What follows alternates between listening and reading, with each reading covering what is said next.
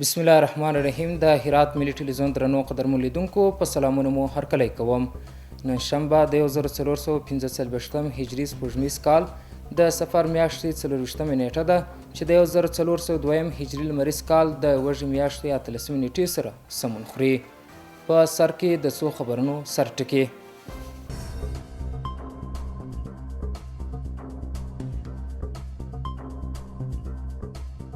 په هرات کې د فزیوتراپي له نړیوالې ورځې څخه لمانځنه.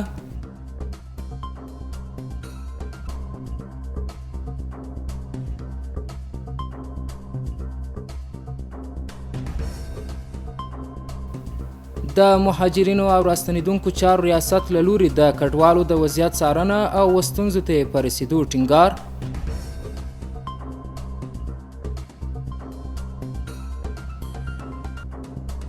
او د هرات د امنیه قومندانۍ د مجاهدو ځواکونو له لوري د 48,000 کیلو یومان بوټو کشف او له منځه وړل.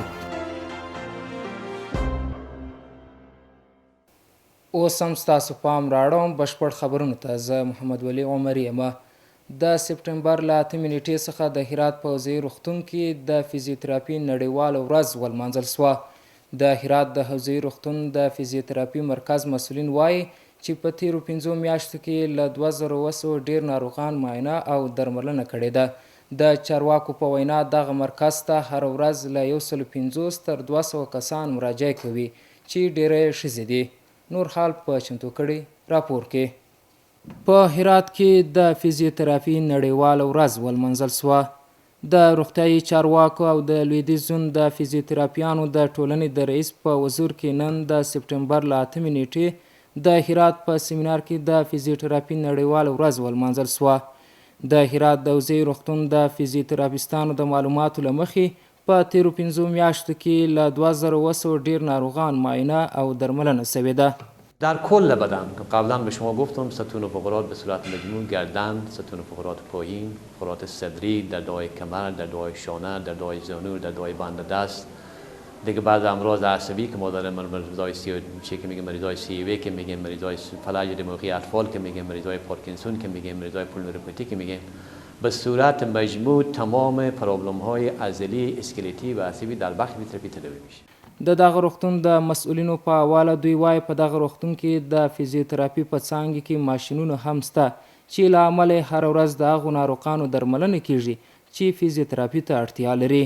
مراکز فیزیوتراپی که ما دیدیم در داخل هرات و نظارت های هم صورت گرفته از اونا در لیول متوسط خوب هستند از نظر تجهیزات و از نظر کارکرد و خوشبختانه زیاد هم هستی مراکز در داخل هرات در کلینیک های خصوصی در شکل به اصطلاح مستقل مراکز وجود داره و میتونن خدمات زیادی برای مردم یعنی بار شفاخانه رو کم بکنن، ولی باز هم نیاز داره چون بیشتر میافات و مشکلات دردهای مفصلی و عضلانی بین مردم زیاد شده میره و روز به روز اضافه شده میره. نیاز است که در داخل شفاخانه نظر به که مردم اقتصاد ضعیفی هم دارن و کلینیک‌های خصوصی مراجعه کردن نمیتونن. ما قدم‌های رو برداریم. خوب هرچند ما در تشکیل خود افزود کرده بودیم. خدا کنه که تشکیل ما ابروف بشه و بتونیم مبسطای خالی برای فیزیوتراپی داشته باشیم که هم بتونیم خدمات‌رسانی درست به مردم داشته باشیم و هم در قسمت بخش اوناس که واقعا الزامی برای ما بخصوص در شرایط فعلی که باید برای ارائه خدمات برای طبقه اوناس وجود داشته باشه که ما به وزارت پیشنهاد میکنیم. ان شاء الله امیدواریم که جواب مثبتی بدیم. له بلې خوا د لویدیځ زون د فزیوتراپیستانو د ټولنې د رئیس په وینا دغه مسلک د هر ورځې په تیریدو د ټولنې او خلکو په منځ کې ډیر شهرت پیدا کوي او له نیکه مرغه اوس په هیواد کې د لیسانس تر کچې زده کوونکي په دې برخه کې زده کړې کوي. اگر شخص مسلکی نباشه و کار میکنه او به این معنا که او فیزیوتراپیست نیه، فارغ التحصیل نیه و ما بازم به همین کورس‌های کوتاه مدت و دوامدار حال فعلا از انجمن فیزیوتراپی این برنامه را از قبل دیش و حال هم داره که ما فیزیوتراپیست هایی که فارغ التحصیل شده اینا رو آپدیت کرده میریم. تکنیک های جدید و تیوری های جدیدی که ایجاد میشه این تیوری ها رو پس دوباره عملا ما ورکشاپ ها رو دایر میکنه و اینا رو کوشش میکنیم با معیارهای علمی روز آپدیت بشه. شاید کسایی باشه که فارغ نباشه و به نام از این نام سوء استفاده کنه او بحث جداست. فیزیوتراپي د فزیکي حرکاتو او ماشینونو په واسطه د اعصابو، عضلاتو او هډوکو د ستونزو درملنه ده چې د فیزیوتراپیستانو په مشوره ترسره کیږي. د هرات پاسپورت مدیریت په دې ولایت کې د پاسپورتونو د ویش د عادي لړۍ څخه خبر ورکوي. د دې ادارې د مدیر په وینا د ورځې 1500 د پاسپورتونو د ویش د فرمو د طی مرایلو څخه خبر ورکوي. د هرات ښاریان همدارنګه د پاسپورتونو د ویش د ظرفیت د ډیروالي څخه هرکلی کوي. نور حال زموږ د همکار په راپور کې. دلته د هرات د پاسپورت مدیریت نوې ودانۍ هغه ځای چې غوښتونکو ته هره ورځ شاوخوا 1500 فرمې ویشل کیږي. د دې ادارې مدیر د پاسپورت د غوښتونکو د چارې د عادي بهیر خبر ورکوي او ټینګار کوي چې اوس مهال هره ورځ نږدې 1500 آنلاین فرمې ناروغملو او هغه کسانو ته چې جدي ستونزې لري ویشل کیږي. روند ادامه داره. روند انشالله چیزی که به طبق هدایت کلونا برای ما هدایت دادن و برای ما از کابل پرسونل آمده و اینجا خود ما کمکی هستند و با خاطر ازدحام مردم و با خاطر به خدمت به مردم ما از اینجا هم بایومتریک داریم. فعلا به حوزه 3 شما اونجا به حساب جلب جذب اونجا هم مردم با خاطر که مردم آسوده شن و به مردم سهولت ایجاد شه و از اونها هم اونجا به حوزه 3 اونجا اونا بایومتریک میشه. دلته د پاسپورت یو غوښتونکی وایي چې کارکوونکو ورسره نیک چلند کړی دی او پر وخت د مراجعینو هرکلی سوی دی. دیروز رفته بودیم شبخانه ابوظبی رفتیم، باز به ما تصدیق داد که به خاطر فرم پاسپورت که خارج از کشور بخوای بریم. باز اینجا آمدیم خیلی زود کار ما اجرا شد. تشکر میکنیم از مدیریت پاسپورت، خیلی خوشحال هستیم، خیلی زود کار انجام میده. دا راز یو شمیر نور مراجعین او د پاسپورت غوښتونکي د پاسپورت د ویش ظرفیت د لوړېدو او د اسنادو د مراحلو تیرولو څخه خوشی څرګندوي. واقعا بهترین بود. ما خیلی خوشیم از اینا. روند خوبیه، خوب پیش میره. خیلی خوشحالیم. اگه 170 با 1500 مقایسه کنیم خب واضح معلومه که سهولت ایجاد شده. بعضیا فوری نیاز دارن یا مریضی یا مشکلات تحصیلی، بورسیات تحصیلی، اینا خیلی سهولت ایجاد میشه و تعداد کسایی که به شکل آنلاین یک سال قبل ثبت نام کردن اونا هم پروسه سرعت میبخشه.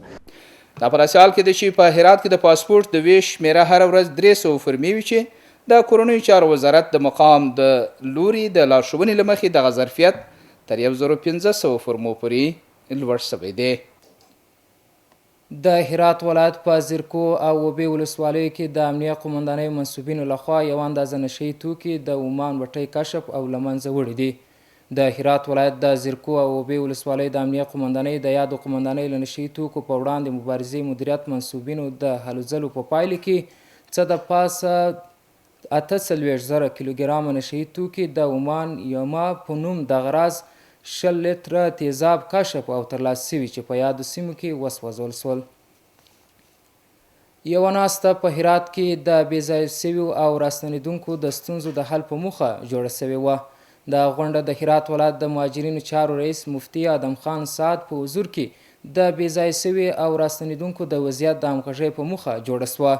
په دې غونډه کې د وزارت د مرستو د همغږۍ رئیس شیخ عبدالرحمن رحماني د دغه ولایت استازو او د 15 ادارو استازو هم حضور درلود او هر یو یې د کډوالو د وضعیت د ښه والي په اړه خبرې وکړې. د یادولو وړ ده چې په دې ناسته کې ګډونوالو د بېځایه شوي او راستنېدونکو د وضعیت د ښه والي په موخه د همکارۍ ژمنه کړې. محترم لیدونکو، اوس هم ستاسو پام راړوم د سبا ورځ د هوا اټکل. ګرانو دوستانو د ما سلامونه ومنئ. شپه مو په خیر. هیله لرم چې روغ او ژوندی اوسئ. اوس هم پاملرنه وکړئ د سبا ورځې د هوا حالاتو ته. یکشنبه هرات شهر لمر 11 درجه 21 تیتای 18. غوریان لمر 11 درجه 22 تیتای 22. کراخ لمر 11 درجه 10 تیتای 18 او پشتون زرغان لمر 11 درجه 9 تیتای 21. اوس هم یو ځل بیا د څو خبرونو سرټکي.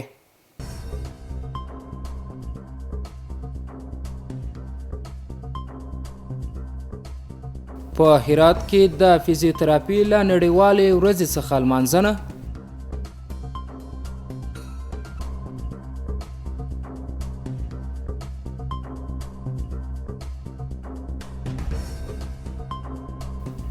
د مهاجرینو او راستنیدونکو چارو ریاست له لوري د کډوالو د وضعیت څارنه او ستونزو ته په رسیدو ټینګار.